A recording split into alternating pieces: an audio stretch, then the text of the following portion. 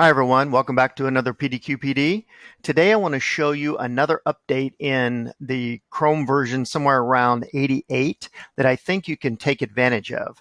And that is something called virtual desktops. Now, what a virtual desktop is a way that you can divide your desktop into a number of different desktops that you can use in different situations. I'll explain it a little bit more thoroughly and show you how to do it here as we go along.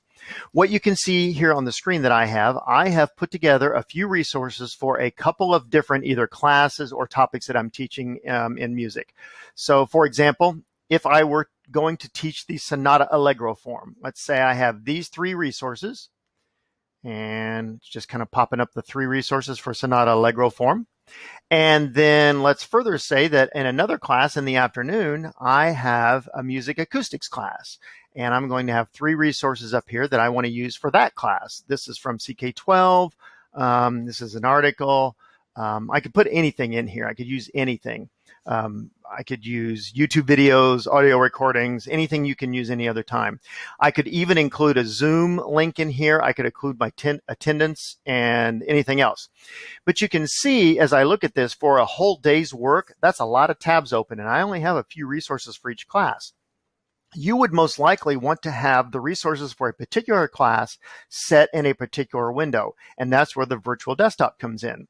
What I'm going to do is I'm going to push the key, and this is only on a Chromebook.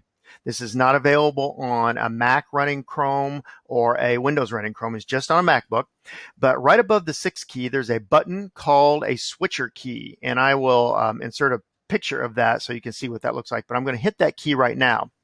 And when I do that, you can see my main key is right down here in the big page here. And up here above it, I've got two separate windows. One of them is called Sonata Allegro.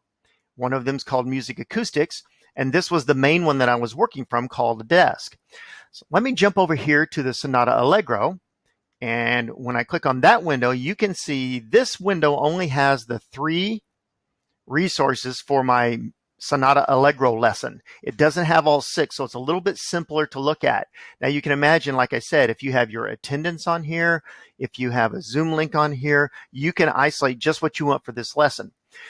Once you've taught this lesson, that class goes away, and I will say that my acoustics class is coming in next. Well, rather than then try to add all those resources back in, I will go to my virtual button again, and I will open up the Music Acoustics desktop, which then has only those resources for my Music Acoustics course. This will make it a lot easier to keep your classes separated. That's just one use case for it.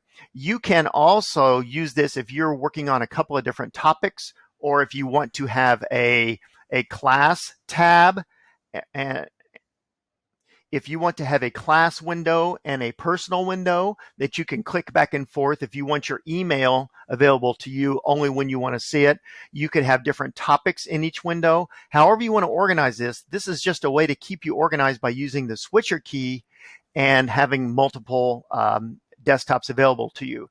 Now, up here at the top where these desktops are, in order to create a new desktop to start working on one, you will always have this button that says New Desk with a plus sign on it. Click on the plus sign. It will open up a text box. You can type the name of this window. Let's make this test.